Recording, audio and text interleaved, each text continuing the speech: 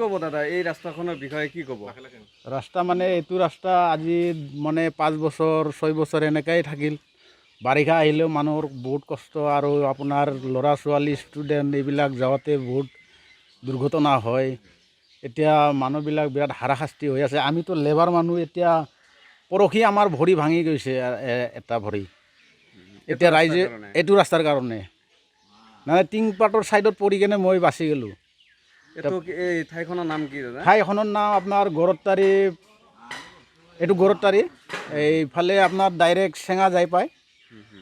এইটো ৰাস্তাটো ক'ৰ পৰা ক'ৰ লৈ গৈছে? এতিয়া গৰতাৰীৰ পৰা এইটো ডাইৰেক্ট চেঙা যায়। এতিয়া বিধায়ক জাকিৰ হুছেইন সিকদাৰ জাকিৰ হুছেইন সিকদাৰে একো বৰ্তমান আমাৰ বিষয়ে তদন্ত একো কৰা নাই। আমি তেখেতক বিৰাট অনুৰোধ কৰিছোঁ তেখেতে যাতে আমাৰ ৰাস্তাটো অতি সোনকালে তাৰমানে বনাই দিয়ে। তাৰ বাবে আমি তেখেতক বিনম্ৰ অনুৰোধ জনাইছোঁ যাতে আমাৰ অহা যোৱাৰ কাৰণে মানে ৰাস্তাটো ক্লিয়াৰ হয়। তেতিয়া ৰাইজে নথৈ আনন্দ পাব।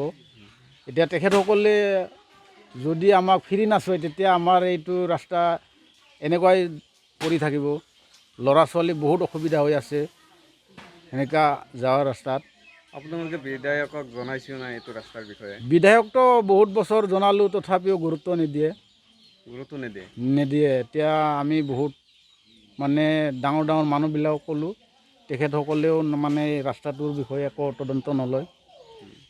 এতিয়া মুখ্যমন্ত্ৰী হিমন্ত বিশ্ব শৰ্মাক কি আহ্বান? এতিয়া মুখ্যমন্ত্ৰী হেমন্ত বিশ্ব শৰ্মাক এইটোৱেই অনুৰোধ তাৰমানে ৰাস্তাটো আমাক অতি সোনকালে বনাই দিয়ে আৰু তাৰ বাবে আমি তেখেতক বিনম্ৰ অনুৰোধ জনাইছোঁ। নহ'লে আমাৰ কোনো ৰাস্তা ইফালে মানে যোৱাৰ কোনো সুবিধা নহয়।